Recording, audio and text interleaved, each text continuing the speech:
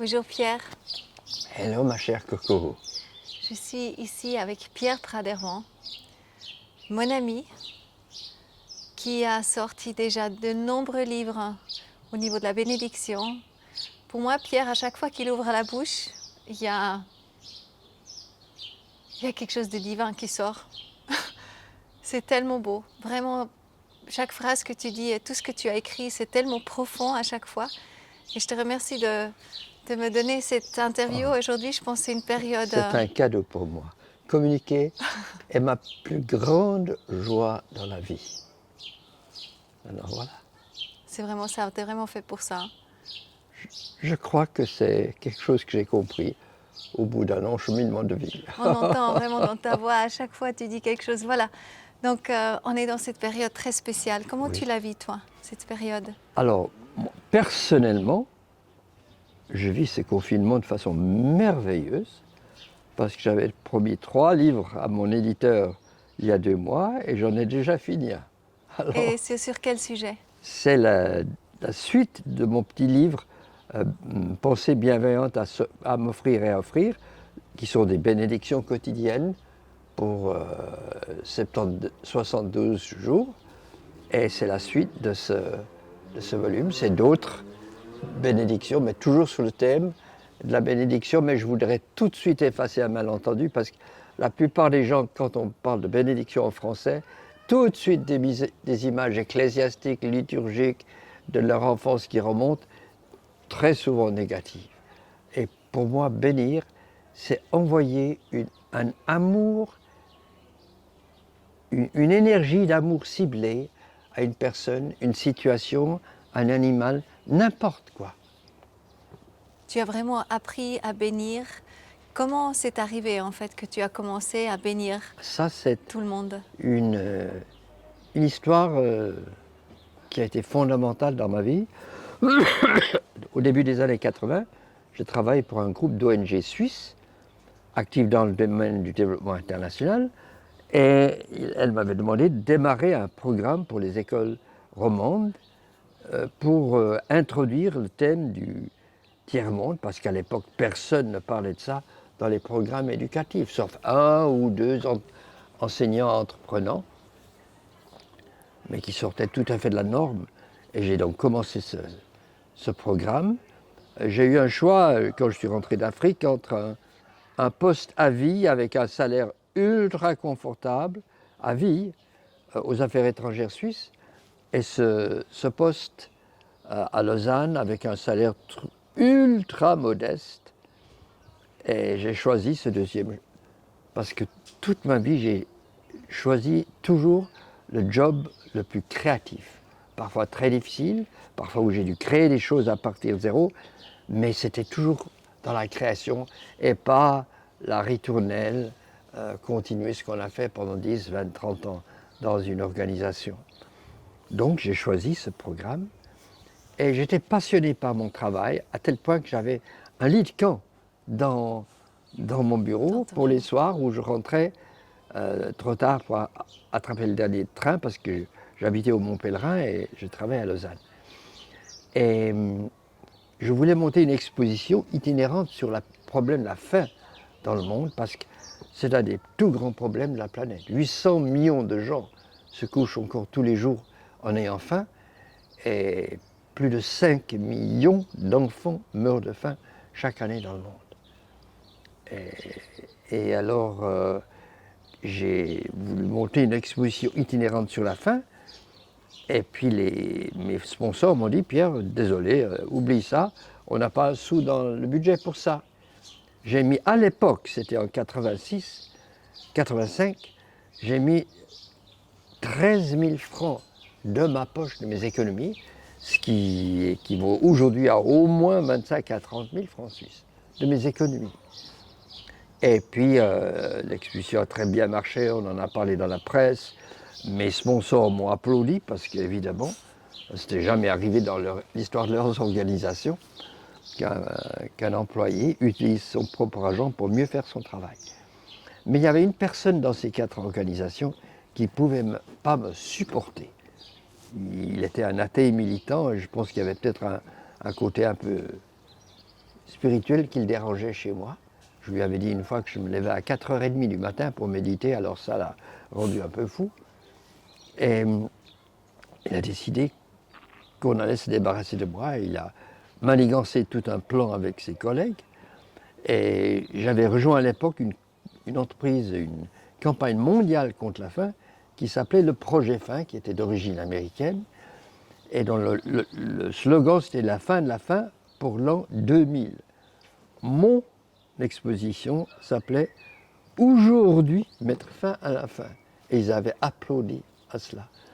Mais ils détestaient la campagne américaine, qui avait des méthodes un peu américaines. On allait dans la rue faire signer des cartes aux gens. Et ils m'ont d'abord interdit de parler de cette campagne, alors que ça enthousiasmait les élèves, les jeunes. Et ils m'ont convoqué à une réunion. Mais je continue à utiliser le slogan « La fin de la faim » pour l'an 2000, parce que je suis fondateur, un des membres fondateurs de la plus grande organisation paysanne de la base de toute l'Afrique dans les années 70. Et une des organisations membres de notre grand mouvement avait pour slogan la fin de la faim pour l'an 2000. Alors je me suis dit, si c'est bon pour les paysans africains, c'est bon pour mon travail ici. Et j'ai été convoqué à une réunion et on me dit, voilà, ou bien tu cesses de dire qu'on peut mettre fin à la faim d'ici l'an 2000, pas parce que c'est juste ou faux, parce que la campagne américaine le dit, ou bien tu quittes ton travail. Et connaissant mon intégrité, ils avaient déjà décidé entre eux que je quitterais moi-même, donc pas besoin de me payer la moindre indemnité. Et c'est ce que j'ai fait, mais j'ai développé une rancune monstrueuse qui me tuait. J'y pensais à longueur de journée, rien d'autre. C'était terrible, ce que les psychologues appellent une obsession. Et un jour, je faisais tout ce qu'il fallait, méditer, prier, lire des textes spirituels, rien. Et un jour, en lisant le Sermon sur la montagne, la phrase de Jésus, « Bénissez ceux qui vous maudissent ». Mais Pierre, mais bien sûr, c'est tellement simple. Tu n'as qu'à les bénir. Et c'est ce que j'ai commencé à faire à l'instant même. J'ai commencé à les bénir dans leur travail, leur vie de famille, leur joie, leurs finances, leur santé, toutes les façons imaginables à longueur de journée. Surtout le monsieur qui avait ourdi le complot contre moi. Et tout à coup, quelques mois plus tard, j'ai commencé à bénir les gens dans la rue, dans le bus, dans le tram, au supermarché, partout. Et c'est devenu tellement joyeux. Je prenais beaucoup le train et je faisais toute la longueur des trains dans les deux sens pour être sûr de bénir chaque personne dans le train. Et un jour, j'écrivais une conférence. On m'avait demandé de donner à une rencontre internationale de jeunes à Zurich sur le thème « Guérir le monde ». J'écrivais ma conférence et j'ai reçu ce texte d'une page, « Le simple art de bénir », qu'on peut trouver sur mon site. Mon site, c'est www.vivreautrement.ch. Et j'ai aussi un site sur la spiritualité, www, en anglais, gentleartofblessing.org. Et ce texte se trouve sur les deux sites. Et j'ai commencé à le partager dans mes correspondances. Et j'ai commencé à recevoir des réponses de partout dans le monde. Des gens qui me disaient « ça marche, ça marche, ça marche ». Et depuis 30 ans, j'ai des retours absolument extraordinaires. Encore il y a 2 jours, j'ai reçu un email d'une dame que j'avais rencontrée il y a 14 ans dans le Pays de Galles, à une réunion, à qui j'avais donné le texte et qui m'a dit combien depuis 14 ans ce texte la nourrit. Et sur le site, sur la spiritualité, il y a des récits de guérison étonnants. Est-ce que je pourrais en partager? Ah oui, plaisir. C'est un de mes préférés.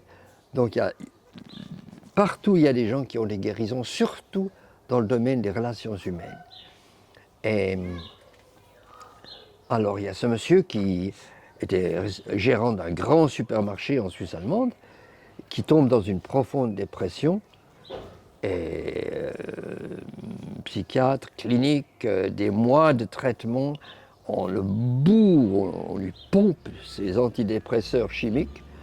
Et finalement, il semble aller un peu mieux. Il sort de la clinique, il reprend son travail. Après 2-3 semaines, il sent qu'il descend de nouveau.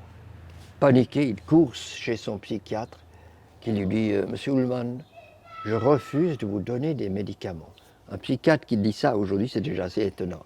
« Voici ce que je vous donne. » Et il lui donne mon livre. Vive sa spiritualité. Vivre sa spiritualité au quotidien. Et aussi le livre de Tollé, Le poids du moment présent. L'homme s'est jeté dans la pratique de cette bénédiction et il m'a envoyé un mot où il jubilait. Il disait comme chef de supermarché, j'ai vraiment toute la journée des occasions de bénir les gens. Et j'adore ça. Alors le livre n'est pas encore, attention, le livre n'est pas encore vendu dans les pharmacies. Il faut encore aller chez les libraires. Mais c'est... Et alors il y a tellement, je pourrais raconter tellement de guérisons, y compris des situations dramatiques, comme cet ami qui est allé comme médecin bénévole au nord du Niger, dans une région rurale où ils n'avaient pas d'anesthésiste, dans un petit hôpital. Elle est arrivée, elle faisait des opérations à la queue leu à la longue journée. Et un jour, leur jeep a été arrêté par des rebelles touaregs, parce que dans la région, il y a encore des rebelles, et qui l'ont amené au campement. Et elle avait découvert mon texte juste avant de partir, elle avait envoyé des amis, et elle-même a commencé à ce moment à se dire, peut-être que la seule chose qui peut nous sauver maintenant, c'est la bénédiction. Et elle a commencé à donc envoyer cet amour ciblé à tous ces rebelles, et ils arrivent finalement au camp central de tous ces rebelles, et ils se demandent, elle avait un jeune de 15 ans qui avait sa mitraillette pointée contre son ventre, pas une situation très confortable.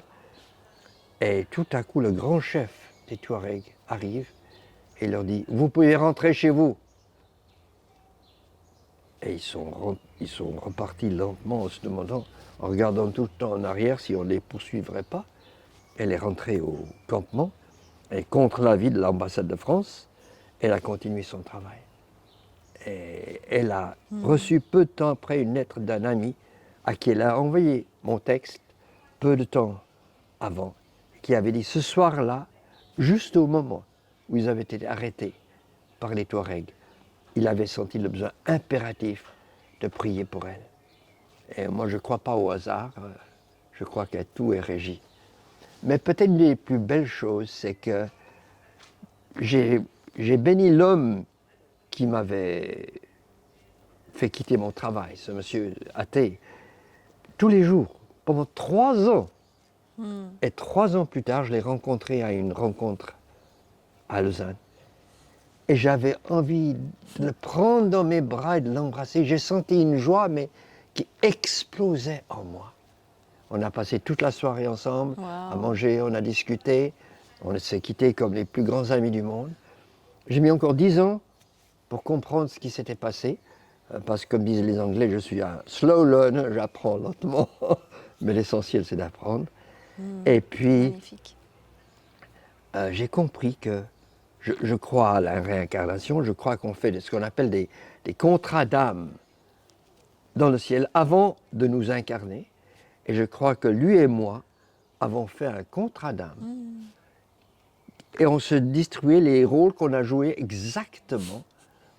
Et pour que je puisse faire connaître cette nouvelle façon d'envoyer de l'amour ciblé qu'on appelait autrefois bénédiction à des milliers de gens dans le monde. C'est magnifique. Alors voilà. Ouais, merci pour ces histoires, c'est magnifique.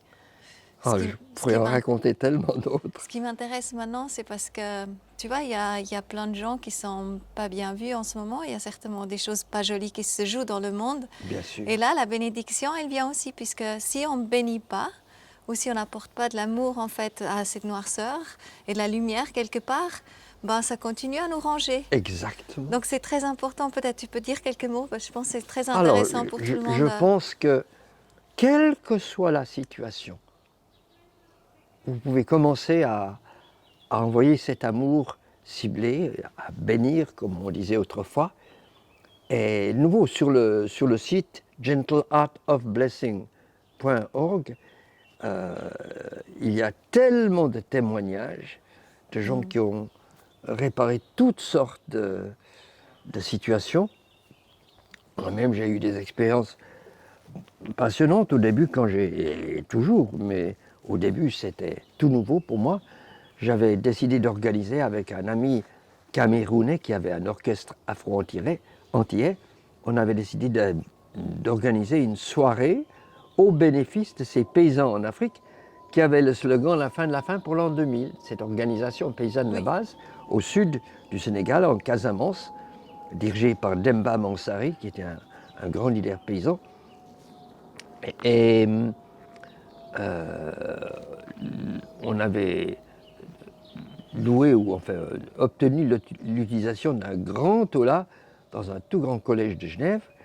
Et le technicien concierge du collège ne voulait rien avoir à faire avec notre concert. Et on est allé voir le directeur qui m'a dit « Écoutez, M. Pradevon, c'est un fonctionnaire, je ne peux pas l'obliger à travailler après 17 heures. Débrouillez-vous pour trouver quelqu'un d'autre. Wow. » Alors on a fait venir à Prix d'Or un technicien d'un autre collège. Et 2 heures avant le concert, qui a été annoncé à la presse, à la radio, etc., et il y a eu beaucoup de monde, je suis arrivé avec mon ami camerounais pour voir que tout était OK. On va sur la scène, il n'y avait plus que 2 micros. Et mon ami me dit, mais Pierre, je ne peux pas avoir un orchestre avec 12 chanteurs et musiciens et 2 micros, ça ne va pas. On va voir le concierge technicien, qui était d'une hostilité incroyable. Alors on était séparés par une espèce de petite barrière. Et il parlait de façon très agressive. D'abord j'ai senti la colère monter en moi. Et ma petite voix m'a dit, Pierre, tu ne vas pas résoudre ce problème avec la colère. Bénis-le. Et j'ai commencé à le bénir pendant qu'il parlait à mon ami. Et entre 2 phrases, immense sourire qui apparaît sur son visage. Il va dans son laboratoire, amène une pile de micros, nous recommande les meilleurs et nous souhaite une merveilleuse soirée. Vraiment. Alors peut-être ça c'est aussi intéressant. Donc ça c'est quelque chose que tu fais à l'intérieur. Il ne le voit pas, il ne le sait pas. Exactement. Mais à l'intérieur, donc dans le cantique, en fait ça agit. Exactement. Et à travers les murs, à travers les pays, à travers...